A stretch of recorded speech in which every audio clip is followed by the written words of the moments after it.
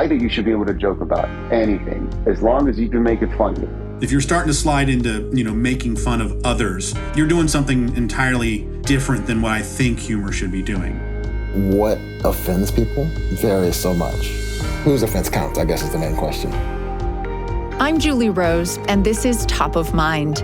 I have been a radio journalist for 2 decades, but a few years ago, I found myself avoiding the news for long stretches because of how depressing and divisive it all seems. I still wanted to be informed and engaged on important issues, though, and I figured I couldn't be alone in that. So we created this podcast. Each episode, we tackle one tough topic in a way that will challenge you, help you feel more empathy, and empower you to become a better citizen, a kinder neighbor, and a more effective advocate. Today, why is it so hard to agree on the line between funny and too far? Comedy does not come from comfortability, because comedy is what? Tension and release. Hey everyone, my name is Isaac Allen. I'm a stand-up comedian out of Los Angeles, California. So we figured an episode about humor should start with somebody who does it for a living and also wrestles with where to draw the line on topics like race, which Isaac Allen jokes about a lot. If you haven't laughed at y'all yet, I'm assuming it's just because you're still trying to figure out ethnically what I am. This is a bit from Isaac Allen's Dry Bar comedy special, which you can watch on YouTube.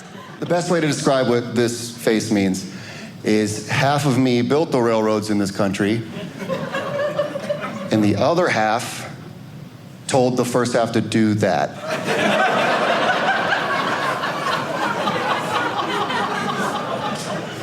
My mom hates that joke a lot.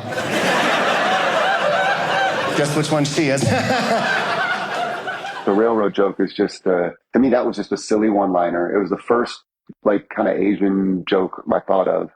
But it worked in my white side too, and it was just, and my mom really does not like that joke.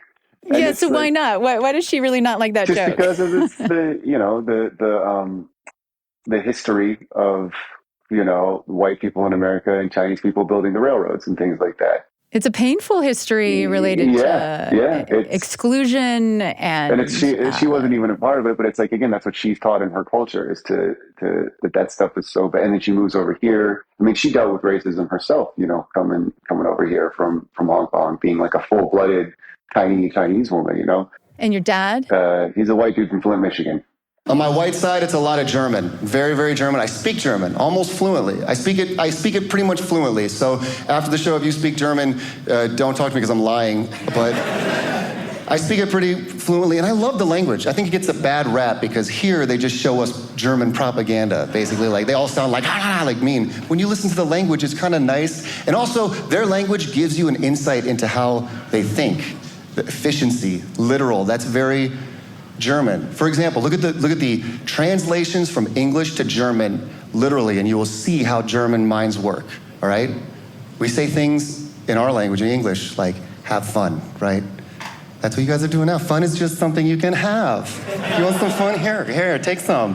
Oh, look, I found some fun back here. You want it? Go take it. Germans say, mach Spaß, which literally translates to make fun. Because you're not allowed to just have fun. In German, you think you can just have the fun lying around? Or you think the fun just grows on the fun tree, and then you just climb the fun tree like a little fun monkey, and you grab the fun fruit, and this is delicious fun fruit. And the fun juice drips down the fun chin and the fun chest onto the fun ground. You think that's how this works? You didn't even plant that fun seed. That's someone else's. It grew into the fun tree, and you stole the fun fruit. You are a fun thief, and you steal fun. That is who you are. Funny story about that. The Germans came at me so hard. What were they mad about? Mad about your accent? Mad that you were... This is exactly what you were saying about them? This is exactly what's the funniest part. They were mad about the grammar, which is so German of them. And I was talking about it on stage once, and I guess the grammar is technically wrong from what I was saying. I was taught that Mach Spaß means make fun. But apparently they do say Hab Spaß, which means have fun. But when the fun is had, then you say, oh, das hat Spaß gemacht, which means that fun was made. So technically the bit still works. It's just I needed to use the predicative or whatever. I don't even know what it's called anymore. And it's so funny. So they're all hammering, but they're all saying the same thing. And then other people are commenting going like, this is a very German thread. And then a couple of Germans commented, guys, stop. You're just proving his point about us that we can only make fun. We can't and I literally on stage one time got a big laugh. There's a couple of German people in the crowd and I was just told them about what happened. And I was like, you're literally being grammar Nazis. I don't know what other way to put it. You used that word. Yeah. You used Nazis. Yeah. Oh, wow. How did that go over? They got a big laugh because it's just, again, I'm holding up a mirror to themselves while making them see another side of the story. You know what I mean? Another side of the what's happening here. Like, hey, I mean, sometimes the joke is just too perfect. It's right there. Yeah, I do love that feeling. You know it too? The moment when you get a perfect quip come to mind, and then it gets a big laugh from whoever you're with.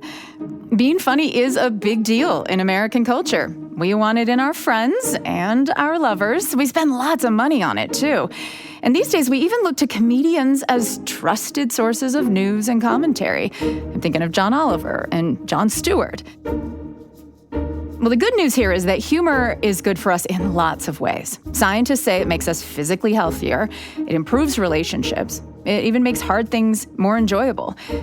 But we also all know how fast it can go wrong in the hands of a bully or an edgy stand-up routine that backfires.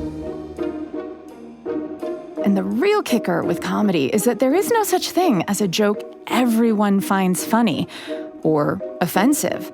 Our tastes are so individual that humor is a cultural minefield. So, today on Top of Mind, let's see if we can figure out how to get the most out of humor's upside while keeping the harm to a minimum. Now, the appeal of comedy for stand-up comic Isaac Allen was mostly catharsis. I was like a shy Chinese kid that grew up in Indiana. Didn't have a lot of friends. I only knew 2 other Asian kids in my high school. I was small too. I was a late bloomer. There were hard elements to it as far as just people will judge you based on what you look like, right? There's something about the rawness of the comedy where all these like gut feelings and these things that I wanted to get off my chest, but I didn't want to be negative and sad about it. I wanted to make light of it and make fun of it. I finally started just blurting this stuff out on a stage, and next thing you know, it's working. People are just liking they're picking up what I'm putting down. It happened on a whim. He was living in San Diego after getting his degree in neuroscience. I had some dead-end clinical lab tech job that paid me enough to get by, but it was just annoying. I just drove by a comedy club one day called the Comedy Palace, which no longer exists. It was a Greek restaurant by day and a comedy club by night. And I saw that there was an open mic, and I literally just did a U-turn. I had some ideas in a notebook. Still never really intended on talking about it. But I did a U-turn. I went in, signed up. The guy was like, hey, you're going to be like 30th. Can you wait that long? And I was like, yep. And I just sat in a booth for like 2 hours and just waited. And then I did 5 minutes of terrible jokes. But I got enough laughs to I kind of caught the bug. And I was like, oh, I never expressed myself like this before and was this vulnerable with just a public who related. And that's all she wrote.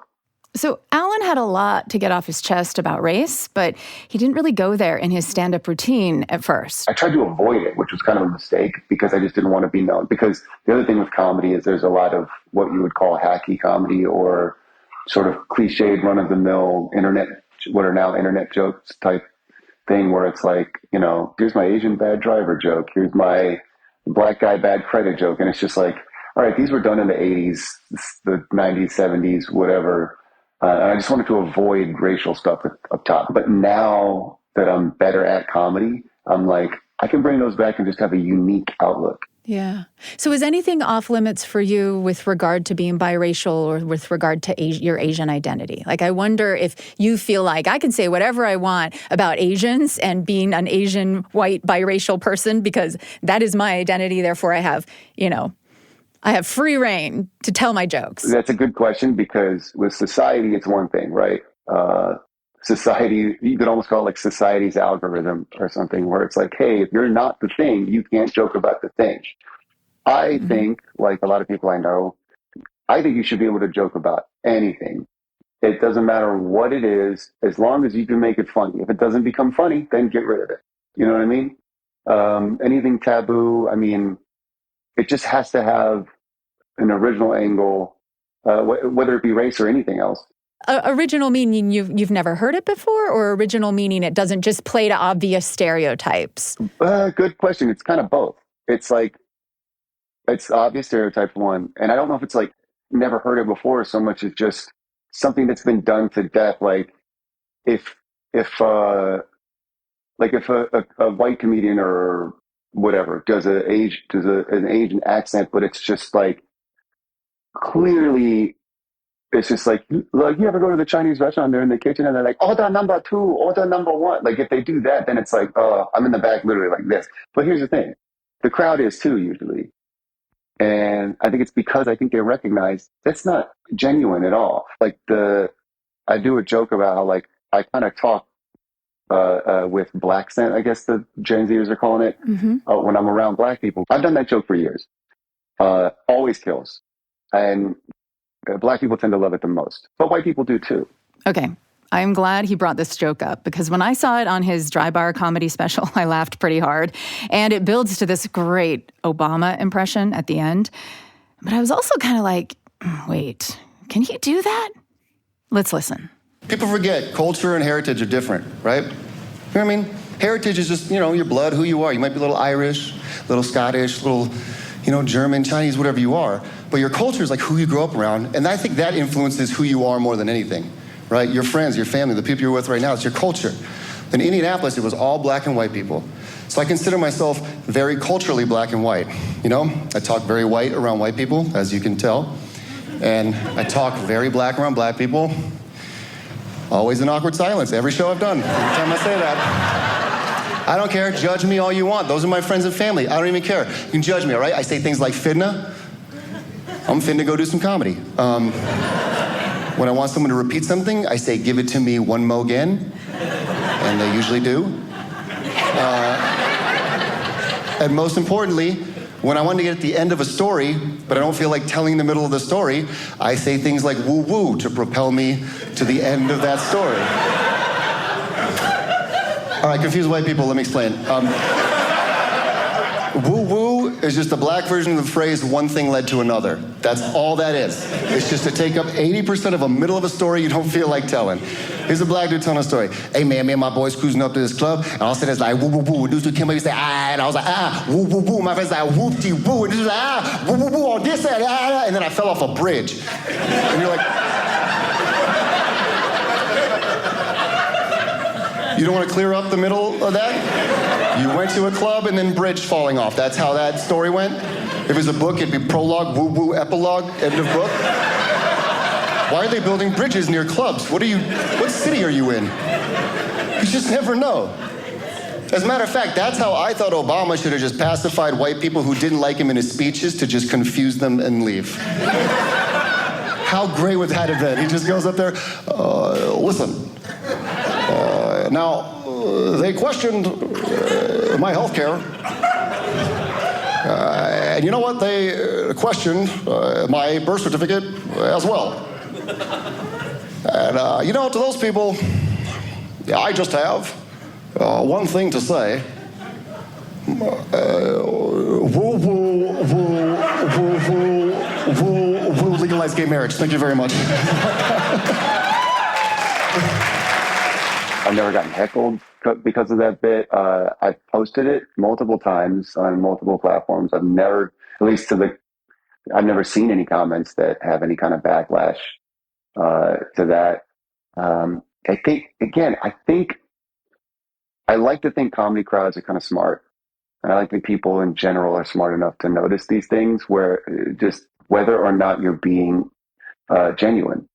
And it's that bit does not come from me just going like, what if I talked like a black person? Like it wasn't that at all. I just was like, what if I tell the story about why I talk this way around my friends?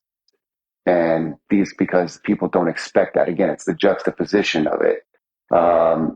And some people have said like, oh, you get away with it because you're part Asian. I don't think it's weird. I think they're right in a sense, maybe, but again, I think it's more about the being genuine aspect of it. Me saying that I'm talking black around black people is not malicious in any way. It's just my experience from my heart and my past and my childhood.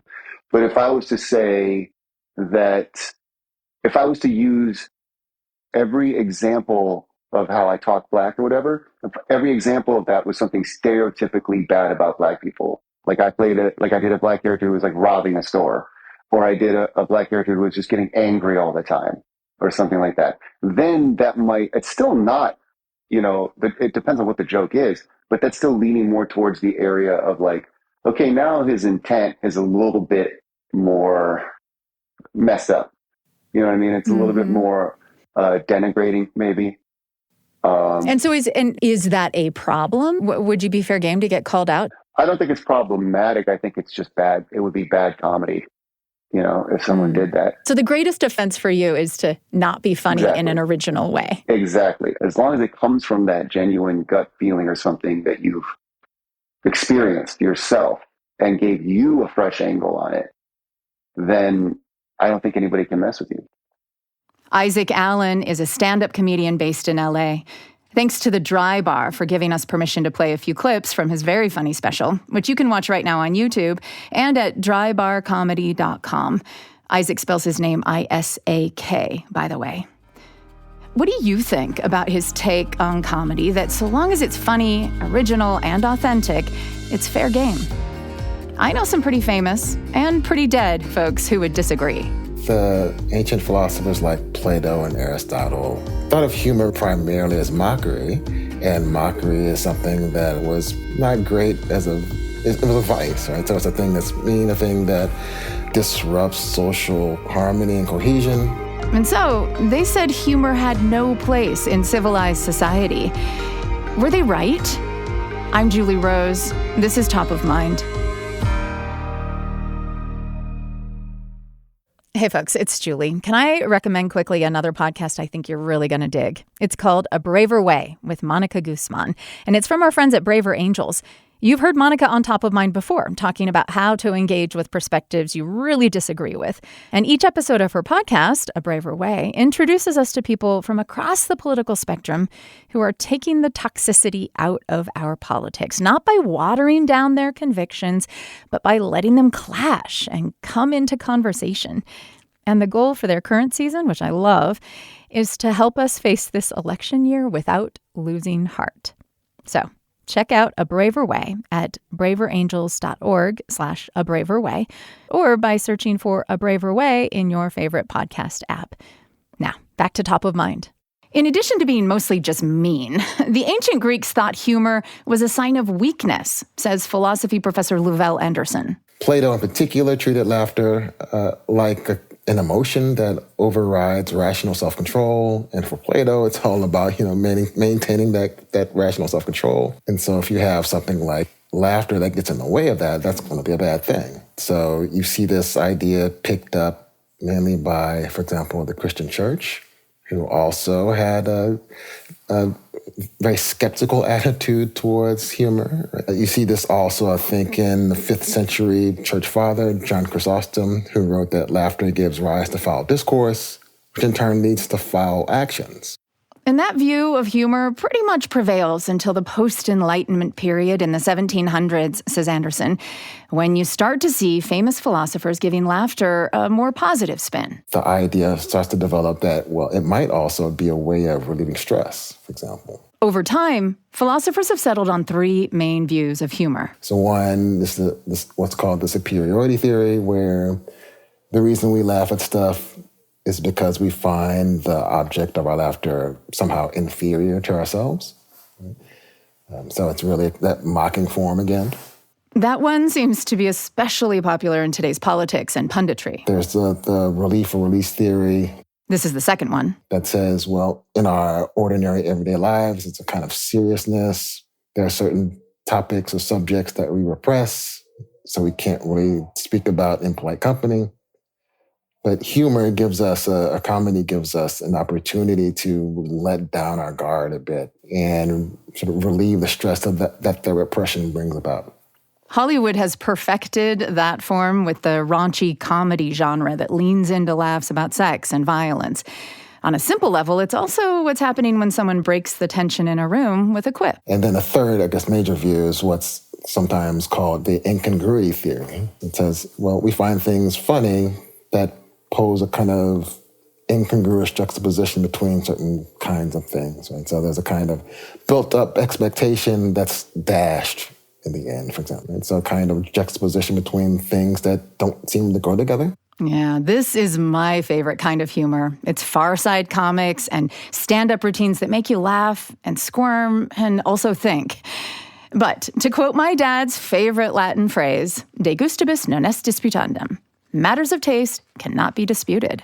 I think one thing that makes it so hard is that what offends people or what people find offensive varies so much that there's little agreement, I think, even less agreement now, on what makes something offensive or wrong or impolite. So it might also, and this is I think a suspicion a lot of people hold, right, is that it seems like people have less tolerance for subtlety.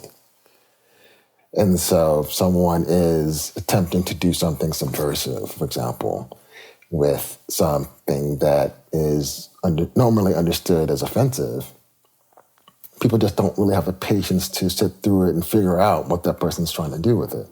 So I think back to, for example, Stephen Colbert when he was hosting the Colbert Report. And he did a segment satirizing the Washington Football Club and the Washington Football Club's owner, Dan Snyder, for creating this a charitable organization for Native Americans. This was back in 2014, when the team's name was still a racial slur for Native Americans. So it was just sort of a thing that's ripe for satire. Colbert, in the show, used another racist caricature to try to sort of highlight the hypocrisy of this juxtaposition.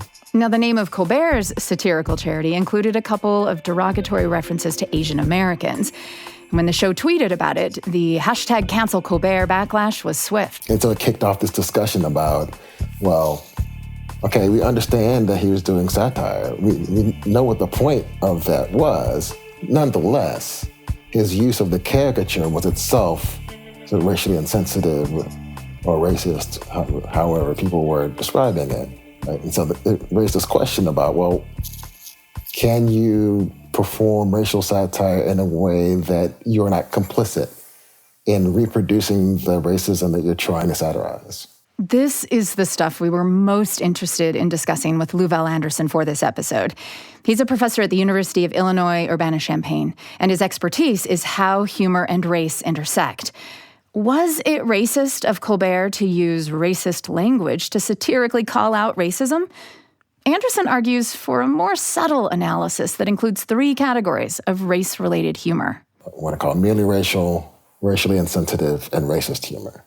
In Anderson's view, a joke is racist when it uses slurs or stereotypes that reinforce the racial stratification of society. Saying things that communicate to people you belong in this lower social status, that reinforces segregation as values, for example.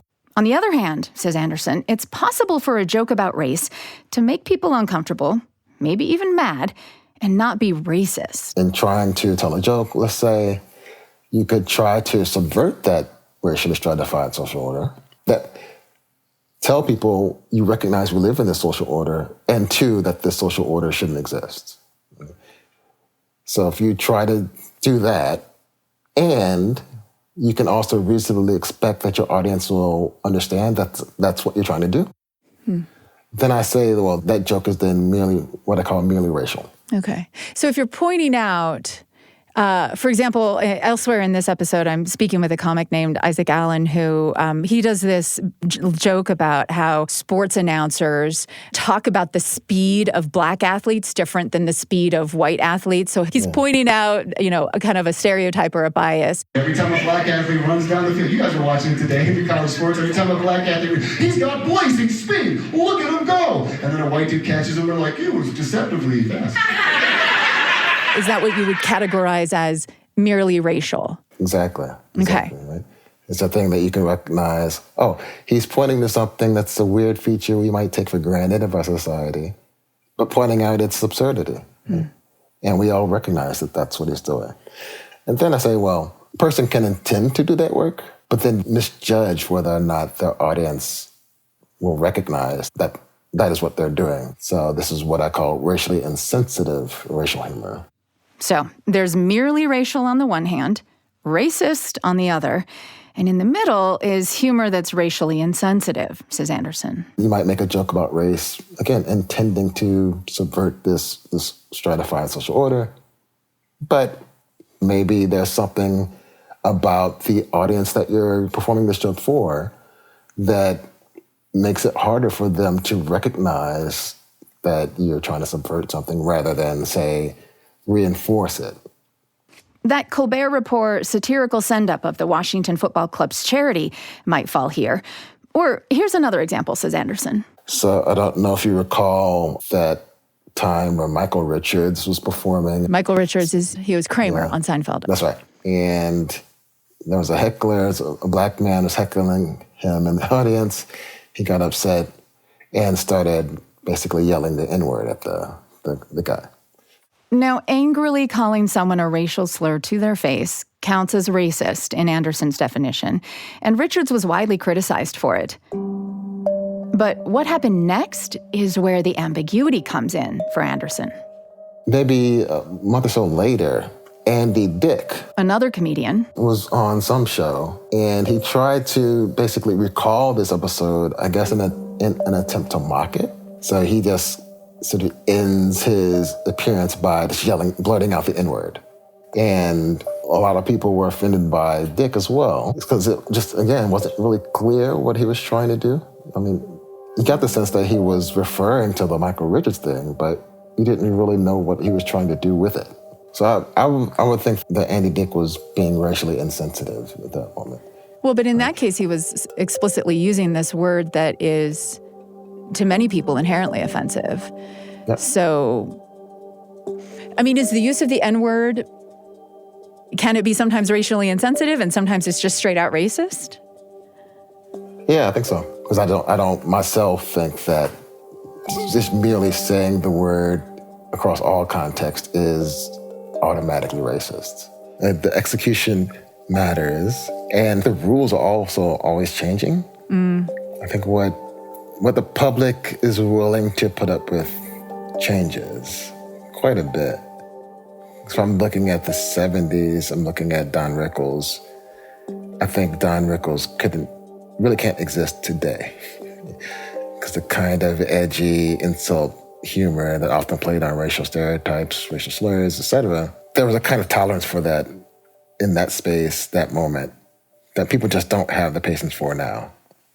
Interestingly, though, before Louis C.K.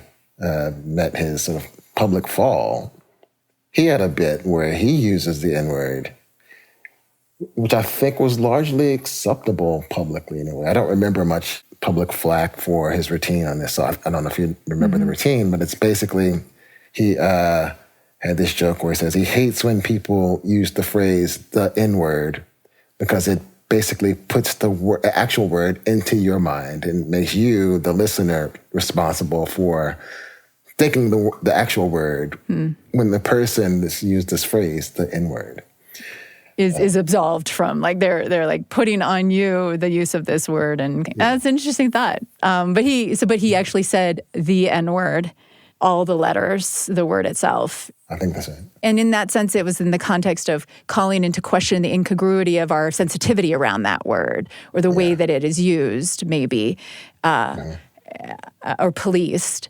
I mean, sometimes we'll see, it's not unusual to see a black comic using it sort of, it's not the punchline. It's like, he might be telling a joke and he's talking about talking to a friend, another black friend, and it's just part of like how I talk to my friends, right? So it might come across in a situation like that. So it seems to be just something that's accepted about certain style of black humor. Okay. So, I mean, this is basically what Chappelle's routines are like this, Chris Rock, Cat Williams, where it's just accepted as the way that they speak. which, yeah, the white comedian or a non-black comedian can't really pull that off because, one, I think it's still just not it's not a thing that people will accept as just a manner of speaking for these individuals in the way that you can for Chappelle or Williams or Rock. And Anderson notes something similar seems to apply when a comedian does an impression of someone who's a different race. There does seem to be less flack for comedians of color doing that. And it's weird, right? Because I think of the Key and Peele show where they did a bunch of characters that were Indian or Latino. Key and Peele are both African-American comedians. So they seem to be participating in a kind of brown face or yellow face in certain instances. But the reaction isn't as strong. There seems to be people see a difference in what they do as opposed to, I think it was a Ted Danson where he went to the Friars Club in blackface. At the time, I think he was dating Whoopi Goldberg. Right. And people were quite offended by that. And here you're talking about whether or not people will give them flack. You're not necessarily talking about whether or not it is clearly racist. If we think back to your definitions, it might just be merely racial, but people are going to be offended. It might be racially insensitive, depending on what you're saying or how you're doing it. But you're probably going to get some flack no matter what. Yeah, that's true. And Anderson says whether or not people are offended by a joke should not be the only thing we consider. Because I think, for example, there's humor that targets the elite or the powerful, who they might also take to be very offensive. But I think it's offense is a good thing. It's a thing that undermines a kind of abuse of power, or can undermine a kind of abuse of power. So I wouldn't want to say that it's being offensive is a bad thing there. Okay, all right. So it kind of matters what your intent is or what the purpose of the joke is. Is that right? So, like, if my intent is I'm being offensive, but I'm targeting somebody who's worthy of, my vitriol or worthy of being degraded in some way because they're a person of power, because they've done something everybody agrees is awful. Like, in that sense, I'm okay to tell that joke. Yeah. I just think there are a number of things we have to weigh. And some things being offensive isn't an automatic disqualifier. What else would you weigh? I think one important thing to think about is whether or not this reinforces certain kinds of oppressive policies or tendencies. So, for example, if you have a popular comedian or a popular site, forum, show, or whatever, that tells mean or offensive humor about a particular group, that seems to justify treating members of that group in negative ways, that seems to be a clear instance where you want to say that that kind of humor it shouldn't be because it has these negative effects. But if you don't have a situation like that, where you just have humor that might offend someone who's a member of that particular group, I don't know, do we always want to say, well, that kind of humor shouldn't exist or shouldn't be told? Why would we not want to? So I wonder if we would lose out on creativity or innovation in some significant way, for one. And two, I also wonder about what the implications of that might be. That is, like, how exactly do we draw the line in a way that doesn't, for example, reward what we might think of as irrational offense? Because, again, people can be offended for all sorts of things. Like once upon a time, and maybe for some still, people were offended, for example, people were offended by interracial couples or same-sex couples. And so the knowledge that these kinds of couples exist can be offensive for people. Is that a thing we want to outlaw because it offends people? I don't think so. Okay. But then once we bring those kinds of considerations into mind, we really have to go through these cases and sort out, okay, when is it okay to say this kind of thing should be ruled out because it offends a certain group. Whose offense counts, I guess, is the main question. Whose offense should determine what we deem is acceptable or unacceptable. Louvel Anderson is a professor of philosophy at the University of Illinois, Urbana-Champaign. He's currently writing a book on the ethics of racial humor. So, if we can't agree on what's offensive, or even what's funny, maybe the ancient Greeks were right that humor is best avoided in civilized society. Or maybe we just need to aim for a different kind of humor in our everyday interactions where it matters most. You're not actually going for what comics are going for, which are actual laugh out louds. I think of humor as a kindness, because when we share humor with one another, we're building the sorts of personal connections that we like. Next on Top of Mind, the potential of humor to help make things go more smoothly in life, and maybe even in the workplace. I'm Julie Rose.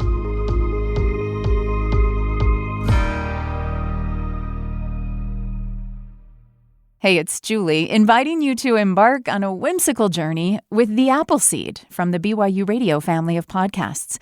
Immerse yourself in captivating stories, expertly woven by talented storytellers. Join host Sam Payne and the live studio audience in laughter and delight as they explore a tapestry of tales. Tune in to The Appleseed for a family-friendly experience that sparks imagination and brings stories to life. It's your ticket to fun and creativity. Find The Appleseed wherever you listen to podcasts. When Mike Kundal told me about his consulting business, I was very skeptical. I go to, companies and organizations and talk to them about how important it is to have humor and laughter more present in their day-to-day. And research that I've done has shown that if you're a boss and you're seen as humorous, you can reduce feelings of burnout in the people that work for and with you by 15%. Kundal is a professor of philosophy at North Carolina A&T State University. His consulting company is called Mirth Management. And I initially talked with him for a different Top of Mind episode about retirement. But in the process, he said, hey, let's talk humor one of these days. To which I basically scoffed and said, yeah, if you're advocating for more bosses cracking jokes in staff meeting or coworkers sharing memes on the company Slack channel, that's a hard pass for me. Look, I'm not a complete humor humbug, but it feels to me like corporate efforts to make fun, as the Germans might say, sap time away from getting my work done. And inviting people to yuck it up more freely at work just seems like a controversy waiting to happen. But Mike Kundal is adamant that I am wrong. So, in the name of staying curious, I said, okay, let's talk. Humor and laughter don't just simply give us a break from work. They help us enjoy our experiences when we're working, when we're engaged in serious pursuits. And we've forgotten that because we think, well, if you're doing fun stuff, you can't obviously be doing work. You can't be working towards getting those deliverables delivered. And I said, and that's just the absolute wrong way to look at it. And we have really good evidence as to why that's bad. Just look at the disengagement numbers and how high they've been and how long they've been high for the past 20 years. And one of the huge reasons is people do not enjoy where they work. And you can create enjoyment through laughter and humor. But can't it often come off as forced and kind of cringy? And potentially, not okay at worst, maybe even tone deaf or insensitive. Yes, all of those things, but that's no different than anything else that you can try, right? People look at pizza parties, at leadership with the same sort of tin ear, or this has been done to death, or what are we really accomplishing here? So you start easy and you start small. What would be an example? So first thing, just let people express their personality in certain ways. If your office I don't want your office to look like a kindergarten's classroom, but it shouldn't be grayish or institutional beige or devoid of all things that make us human. If you're trying to, as, the manager or the leader, whoever it is, if you're trying to kind of create this environment, then the first thing you do is start showing the sorts of things that you find enjoyable and funny. And really reach out. When we share laughter with one another, when we share things that we find amusing, that's a relation that we create with one another that's pretty deep and important. Because we don't talk first, we laugh. We cry, and then we laugh in development. Laughter is very early. It's so important that the Navajo tribe celebrates the child's first laugh as their real entry into the world. They're really people at that point because they're able to find humor. And when you share that with people, I love watching comics break up, or like Saturday Night Live when people break out of character and they're laughing, because I'm in on the joke. I'm sharing that humor and levity with them. That's one of the reasons it's so powerful, because it's such a deeply enjoyable experience. And when I use humor, I reach out to you to share that enjoyment with me. It's also one of the reasons I don't like when people tend to ridicule one another, because you're using this joyful interaction as a weapon. And that seems to be really, really a misuse of that tool, of that social interaction. If you're starting to slide into, making fun of others for things that they say or do or behaviors, you're doing something entirely different than what I think humor should be doing.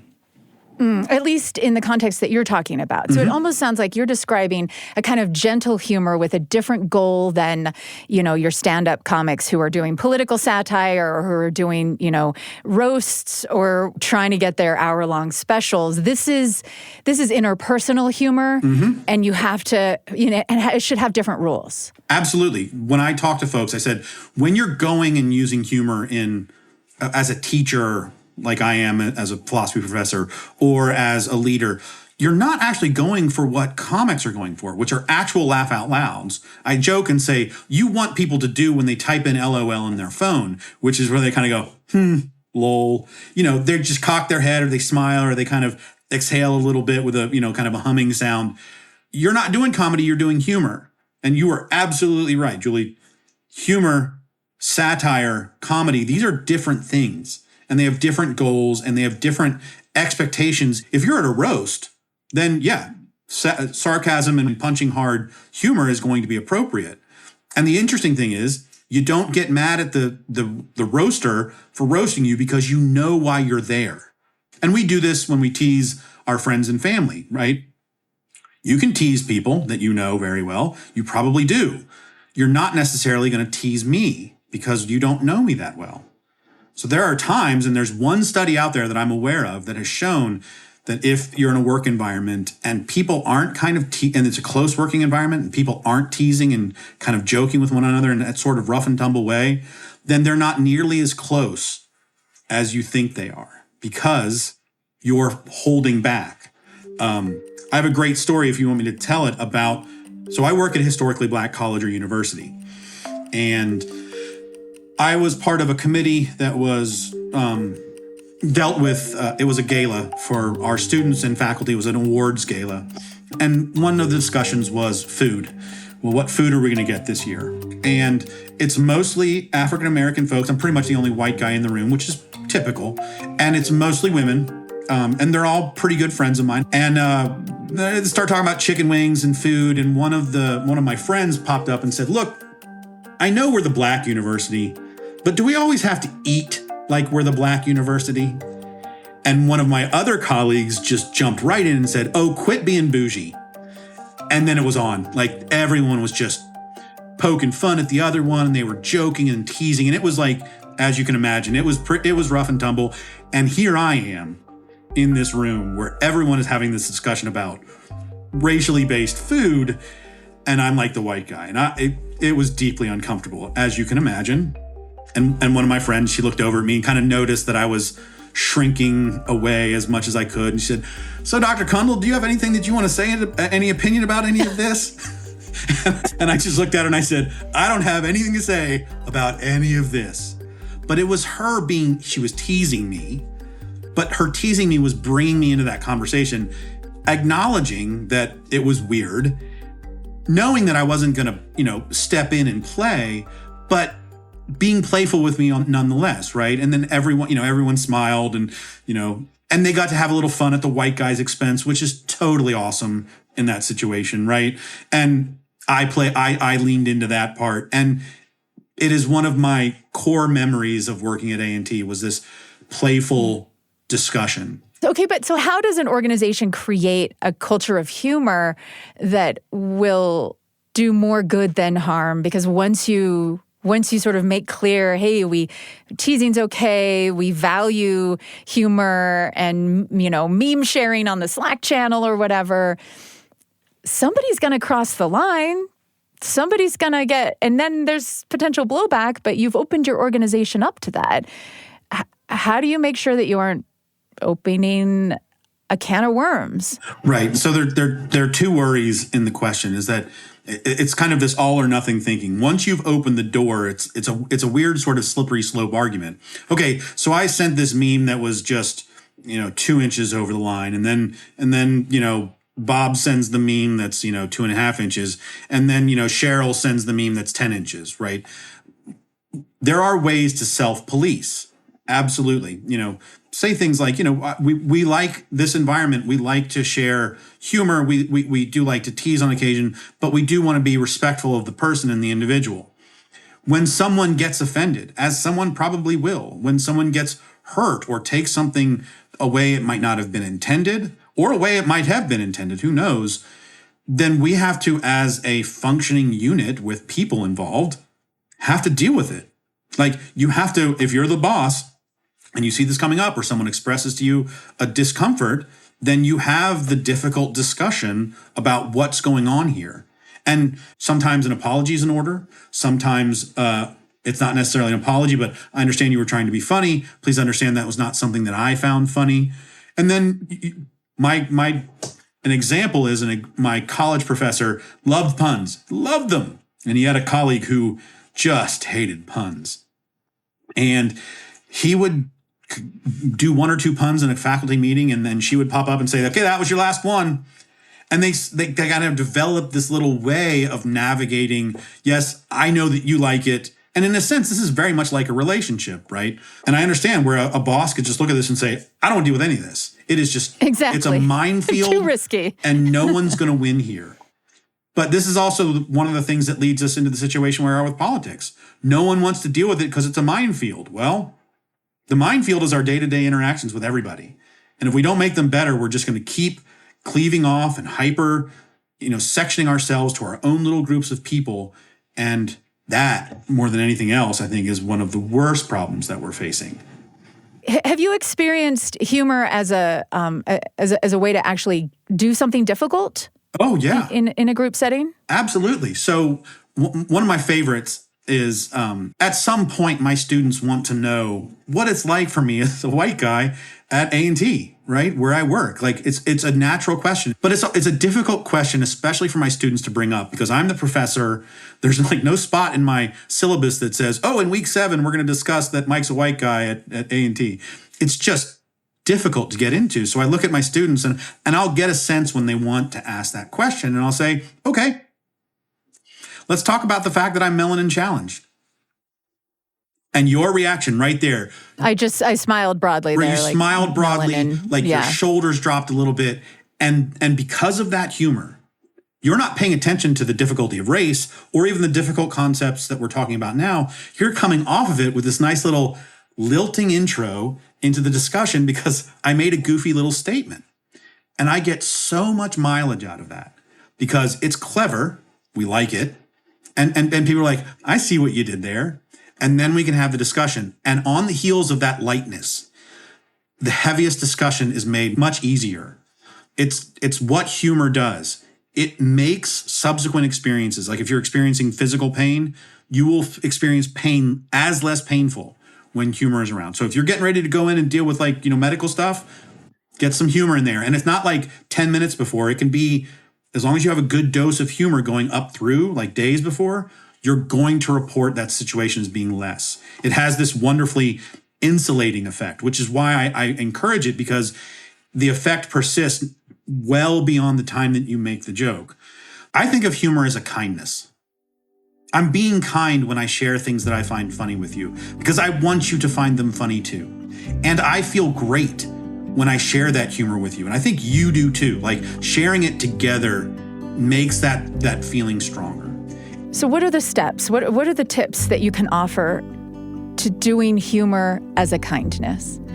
As opposed to, I will be quite frank, a lot of my humor ends up I don't know. I think a lot of us have a default toward sarcasm that's a little more cutting, teasing that also has an agenda, that's kind of motivated by frustration or jealousy or, anger, whatever it is, right? So what do you do? What can I do to make sure that my humor is a kindness?